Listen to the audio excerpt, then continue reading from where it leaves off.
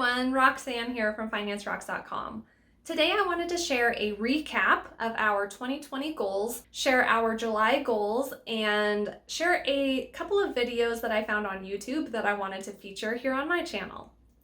Now, I love goal setting and I love sharing my personal finance goals, trying to figure out how to set goals in a way that makes it so that I can be more successful at achieving what I want to achieve. So I hope this video gives you some ideas on different kinds of financial goals that you could incorporate on your own journey. Goal setting is part art and part science.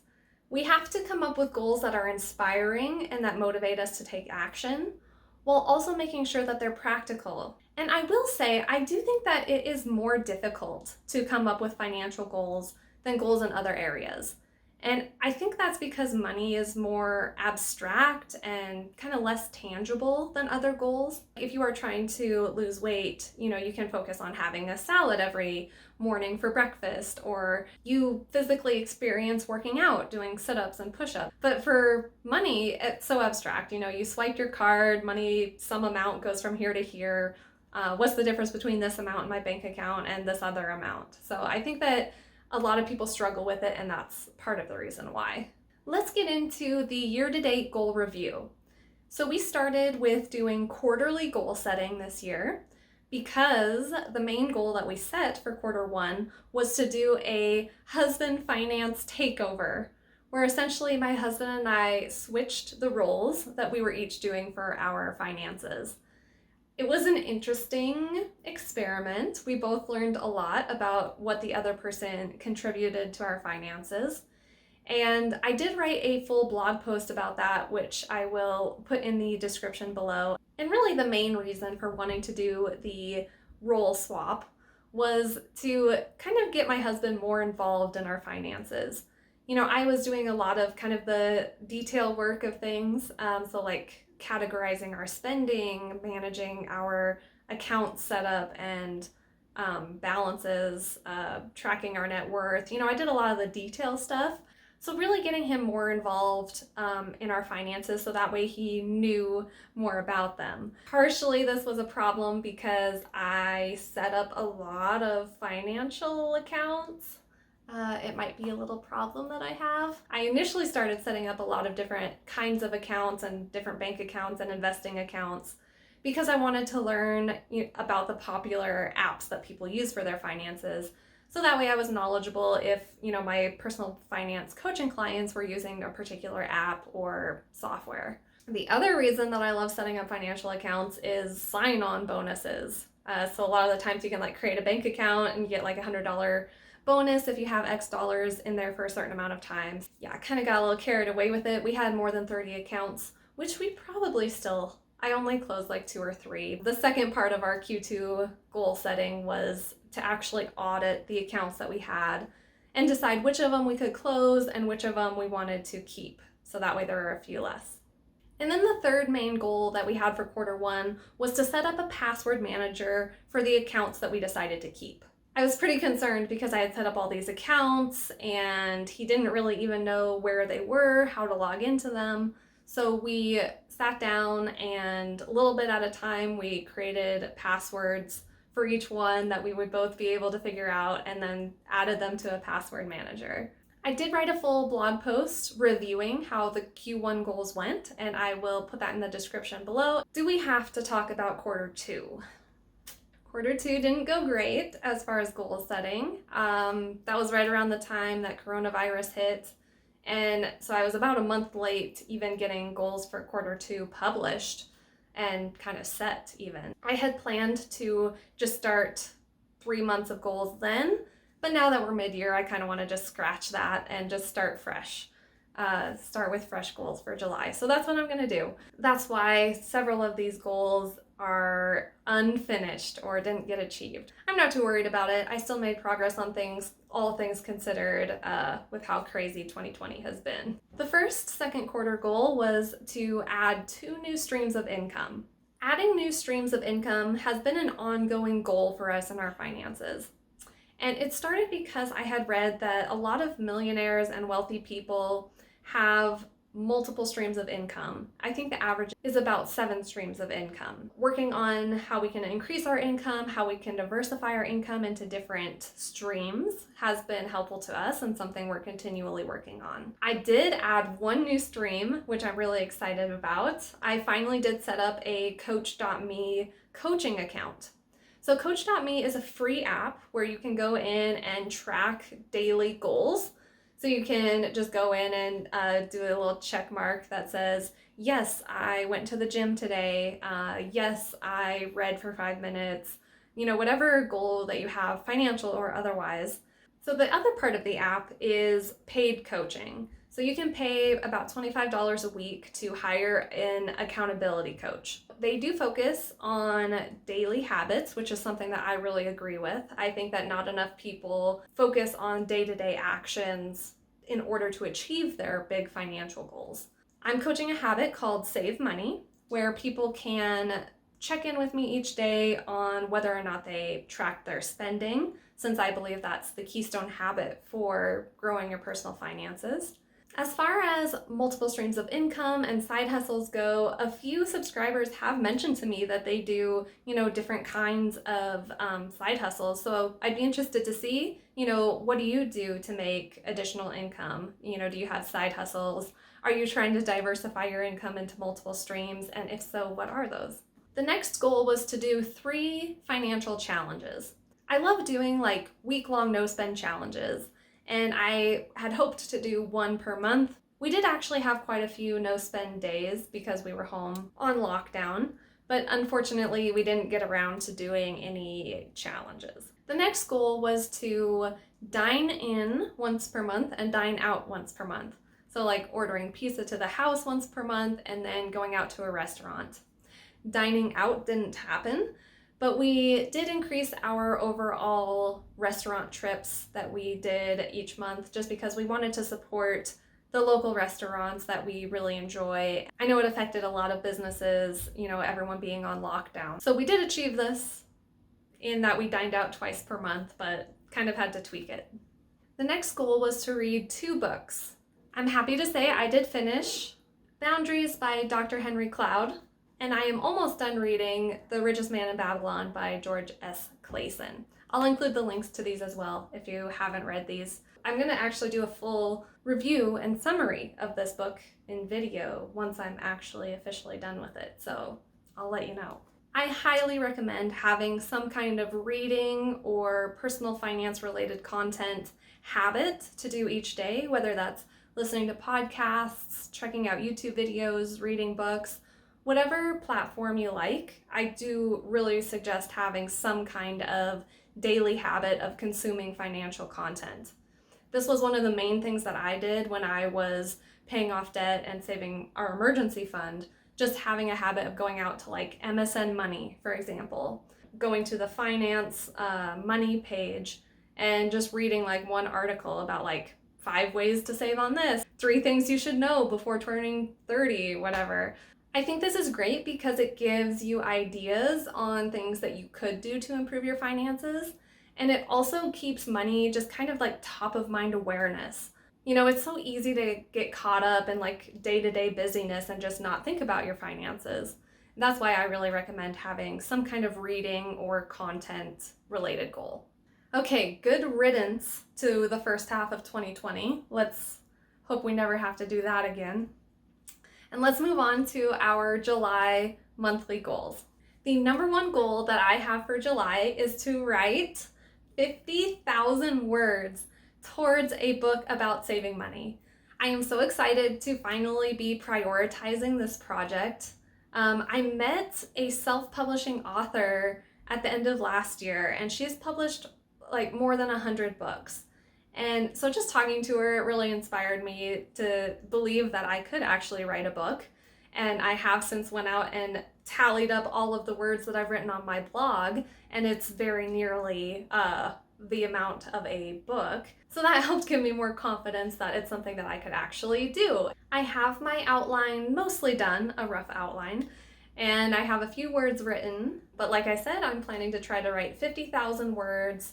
An average book in the genre is about 65,000 words is what I've found. So the bulk of the book I'm hoping to write in July. I want to write this book to share like my journey with saving money and finding happiness and contentment while doing it.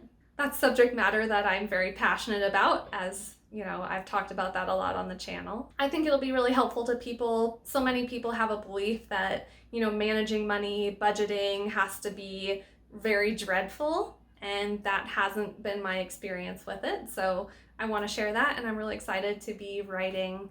Goal number 2, spend $40,000 per year and invest the rest. This is the same goal we've had for the last few years as well. We are already running a big budget surplus for our annual budget. Since we're halfway through the year, that means we could have spent up to $20,000. We've only spent around $15,000 as of end of June. And that's pretty common for us. We actually usually run really light in the first few months of the year. So we'll be keeping our eye on our spending just to make sure that it stays reasonable and that we are also enjoying money. July goal number 3 is to read 2 more personal finance books. So this month I'm really excited. I have picked out Quit Like a Millionaire. Really excited about this book. I heard about this on the Playing with Fire documentary. And the second book I'm going to try to get through in July is Thomas J. Stanley's The Millionaire Mind. I did read The Millionaire Next Door and liked it quite a bit. The first half. I've talked about that before.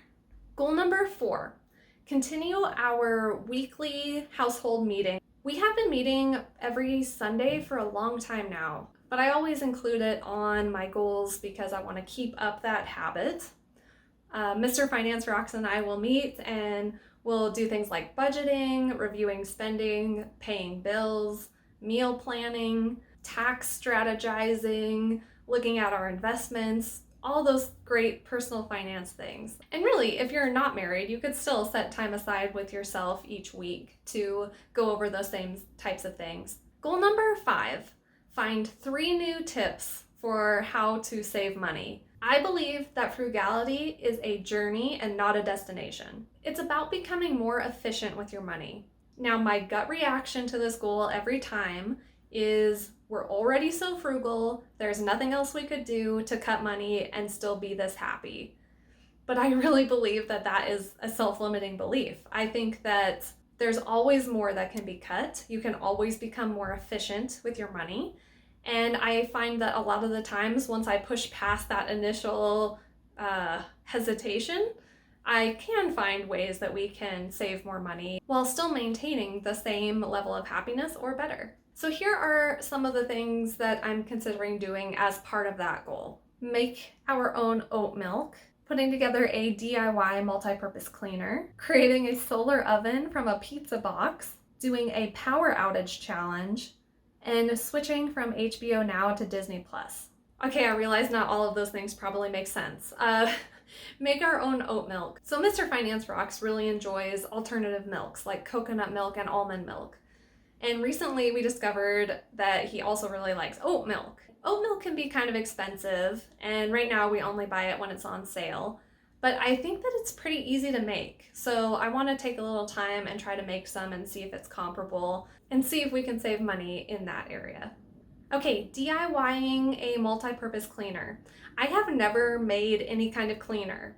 And I know that there's a lot of frugal diehards that love making multi-purpose cleaners, laundry soaps. There's all kinds of different cleaning products that you can actually make. And so I've never done it. I'd like to try it. Okay, make a solar oven from a pizza box. So we try to wait as long as possible after the start of summer before we put in our window AC unit. We try to wait as long as possible. We do things like trying to not cook inside so that way we're not heating up the house. And we use strategic window opening and closing to try to keep it cooler in our house. For the most part, we're able to get by and only need our AC like a month out of the year. Now we do have a grill that we can cook food on to prevent having to heat up the oven. But it would be nice to have like a little something else to use for little things like melting cheese on nachos, for example. So I saw that you can create like little solar ovens where it's just like reflective on the inside, so that way it keeps the heat. And I've heard that you can even like bake cookies in them.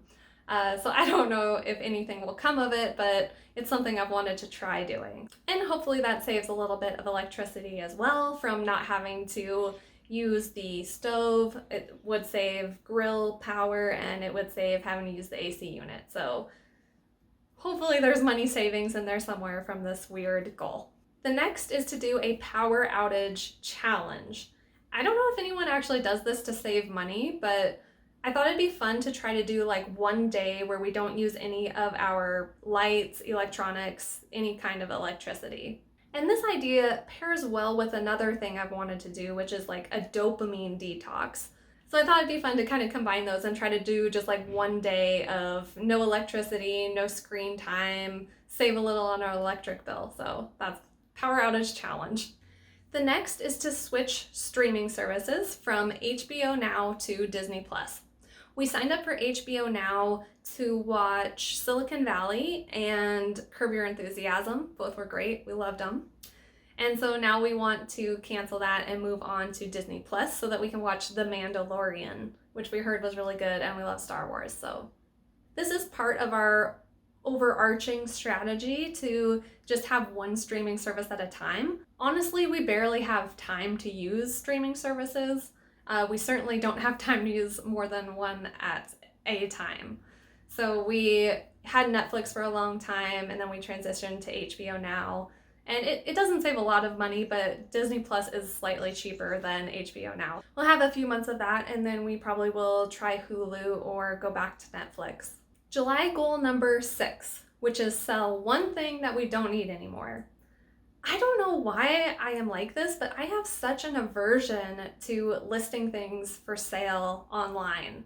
Maybe this is just my introvert showing, but something about having to meet up with a stranger at my house or in public, it just gives me anxiety. So I've really dragged my feet on this goal. Even historically, when I've tried to sell things online, I've sold like 3 things on Craigslist essentially. But we have a bunch of stuff. I've been cleaning out our house. I have a bunch of things that I could get rid of and really need to get rid of to free up space in our house, including things like a twin bed that we don't need, old tires. I don't know why I have those tires.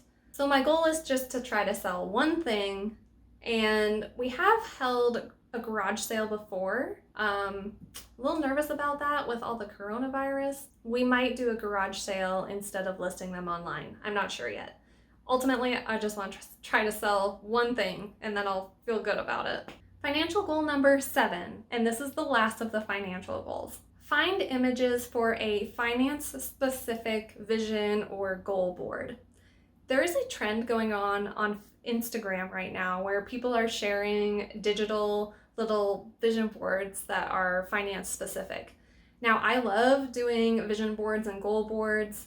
I'm not a very visual person, so sitting down and thinking about how to visualize what I want to achieve actually helps me figure out what I want to do and what goals I want to set. So I think it'll be really fun to kind of niche that down and do one specific to finance. I've done a bunch of them. I have probably 4 or 5 different vision boards with different lengths. Like I'll do like a really long-term one and a really short-term one. I have a vision board specific to 2020. So I really go all out with the vision boards for sure. And I don't know that I'll have time to put together a full finance-specific vision board, but I figure if I can at least find the images, then next month I can take a little bit more time and assemble. I do like to also share a couple of my non-financial goals, just because I love goals so much. And I like to try to come up with wacky new goals that not a lot of people do, just because I really like to explore and kind of push myself to do different kinds of things. And then it's fun to talk about the weird things that I'm doing. The first one, for example, is to learn how to throw knives. Step 1 is actually going to be trying to figure out how to get these knives out of here, because this packaging is very intense.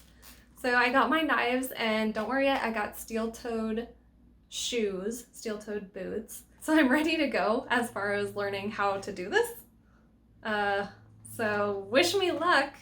Other things I need to do for this goal: I need to watch a few tutorials, I need to figure out what to use as like a target or board, and then I need to remember to take that out with us when we go camping. So I don't want to do it at our house because we live in suburban area and I don't want to, throw a knife at a small child.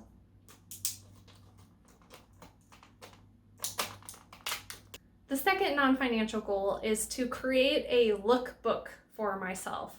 So do you ever like try on 5 different outfits when you're trying to figure out what to wear, and you forget that, oh yeah, this dress is too long to go with these shoes, or this shirt is too short to go with these shorts?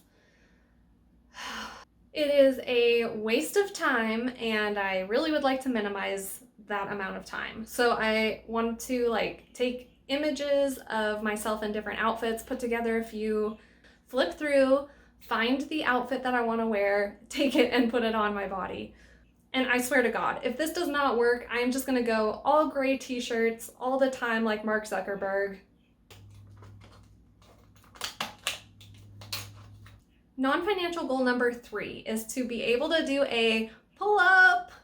I was doing really well practicing for this goal at the start of the year. We were actually going to the gym like 3 times a week, and Mr. Finance Rocks was helping me with form for how to do the pull-up. But since we stopped going to the gym because of coronavirus, I have completely stopped practicing or working out my upper body, to be honest. We go running and walking and hiking, but yeah, no upper body recently. To make progress on this, I need to figure out what exercises I can do at home to keep working on this goal. And then I need to start actually doing them. Feature time! Okay, so I wanted to share these 2 videos that I found in June. The first video is called How to Eliminate Your Cell Phone Bill, and it's by a channel called Becoming Financially Fit. Check out the link above and in the description. It's something that I never thought of, and I just think that it's really clever. And it is to buy shares of the company that you have your cell phone with, and then use dividends from that company to pay your cell phone bill. And he goes through the math of, how to calculate that, and talks about how to go about it. And so you should watch that video for sure. But I just thought that that was a clever take on how to cut an expense. And I also thought that you could do this with your emergency fund as well.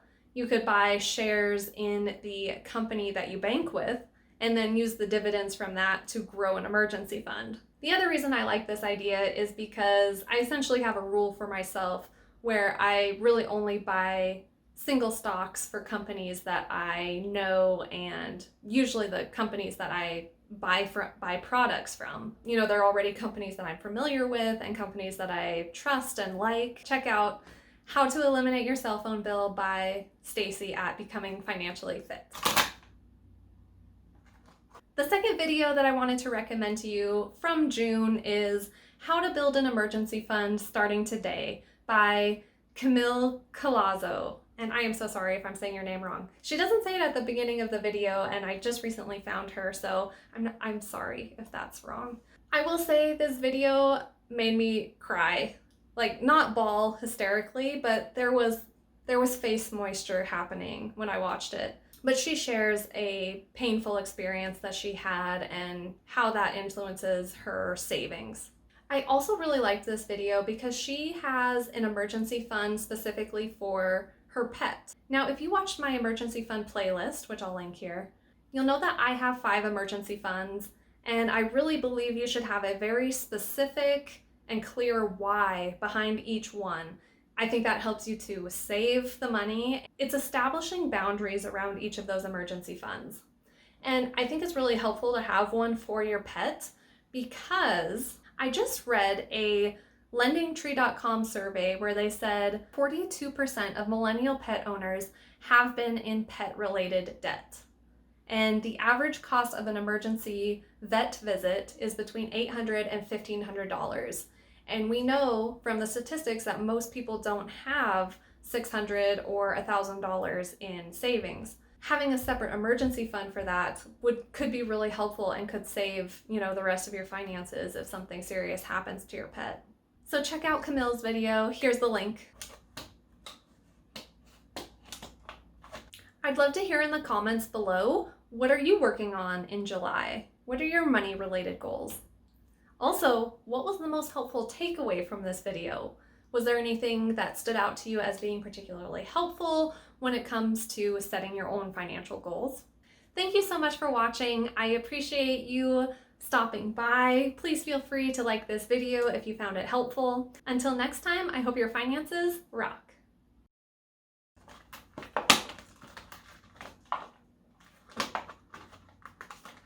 I'm also curious, what was the most helpful?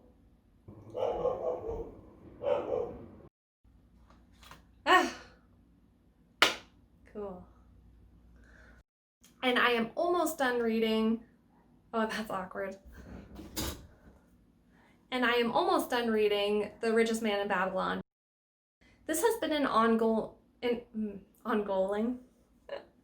This has been an ongoing.